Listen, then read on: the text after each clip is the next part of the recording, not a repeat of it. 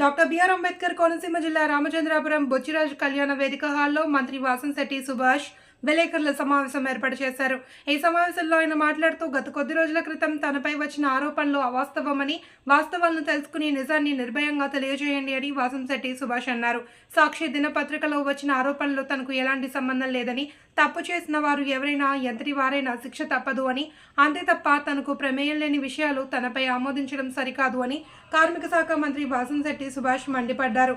మరీ ముఖ్యంగా మనుషుల ప్రాణాలతో చెలగాటం చేయొద్దు అని, మందుల షాప్ యజమానులకు ధరల నియంత్రణ దిశగా వెళ్లాలి అని, రక్త పరీక్షలు అధిక మొత్తంలో వసూలు చేస్తున్నారని, మీరు మీ తీరు మార్చుకోకపోతే నేనే స్వయంగా రక్త పరీక్ష కేంద్రాలు, మందుల షాపులు పెట్టి తక్కువ రేట్లకి అందిస్తానని హెచ్చరించారు. ఈ కార్యక్రమం ముఖ్య ఉద్దేశం నారా చంద్రబాబు నాయుడు సూపర్ 6లో భాగంగా మెగా డిఎస్సిపై తొలి సంతకం చేసిన సంగతి తెలిసిందే. అందులో భాగంగా నిరుద్యోగులకు అందుబాటులో ఉండే విధంగా ఆగస్టు 13 నుండి డిఎస్సి ఉచిత కోచింగ్ సెంటర్ ఏర్పాటు చేశామని, నిరుద్యోగులు అధిక సంఖ్యలో సద్వినియోగం చేసుకోవాలి అని తెలిపారు. కాబట్టి ఎవరు కొట్టడం నాకు ఇష్టం లేదు కాబట్టి ఇవన్నీ చెప్తా ఉన్నాను. అవి నియంత్రణలోకి తీసుకురావాలి. నాకు చాలా మంది ఈ గవర్నమెంట్ హాస్పిటల్లో షాప్ ఖాళీ అయినంటే సుమారు 150 మంది చేసి ఉంటారు. నాకు కావాలి, ఎందుకంటే బాగా లాభాలు మెడికల్ షాప్లో వస్తాయి. మొన్న కూడా ఒక పారాసిటమాల్ టాబ్లెట్ మేము రైడింగ్కి వెళ్ళినప్పుడు ఎవరు స్థానిక మంత్రి కొడుకు నరేన్ అతను నడుపుతా ఉన్నాడు గవర్నమెంట్ హాస్పిటల్. వెళ్ళి పారాసిటమాల్ టాబ్లెట్ రూపాయి టాబ్లెట్ 10 రూపాయలు అమ్ముతున్నారు. అంటే ఆ జనం ఆరోగ్యాలతో ఆడుకున్న వైద్యం ఇదంతా.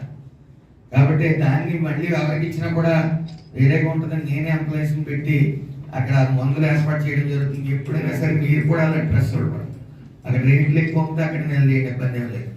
కాబట్టి మరొకసారి చెప్తున్నాను, బ్లడ్ టెస్ట్ ల్యాబ్లకి, మెడికల్ షాపులకి ధరల నియంత్రణలోకి తీసుకురాకపోతే సొంతంగా ల్యాబ్ పెట్టడం జరుగుతుంది. పేదలకు 20 రూపాయలకి టెస్ట్ చేయించడం జరుగుతుంది, బ్లడ్ టెస్ట్లో.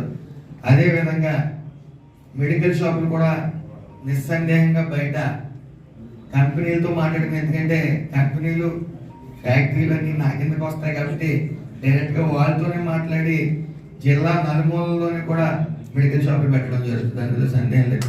ఏదేమైనప్పటికీ నియంత్రణలో రావాల్సినవి చాలా ఉన్నాయి. ఈ ముక్కుసూటుగా వెళ్తూ ఉంటాయి, రోడ్ల దెబ్బలు తగులుతూ ఉంటాయి, పట్టించుకోం. ఏదేమైనప్పటికీ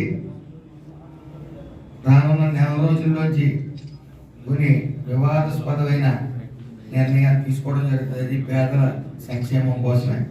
దానికి మీరన్నీ క్లుప్తంగా తెలుసుకుని మీ సహకారం నాకు కావాలి. Thank you. కొట్టారు, ప్రతి ఖజానా ఖాళీ చేశారు. ఆయనకి మానసిక పుత్రిక ఉంది నవరత్నాలు. ఆ నవరత్నాలు క్లిక్ అవ్వాలి. క్లిక్ అయ్యి దేశం అంతా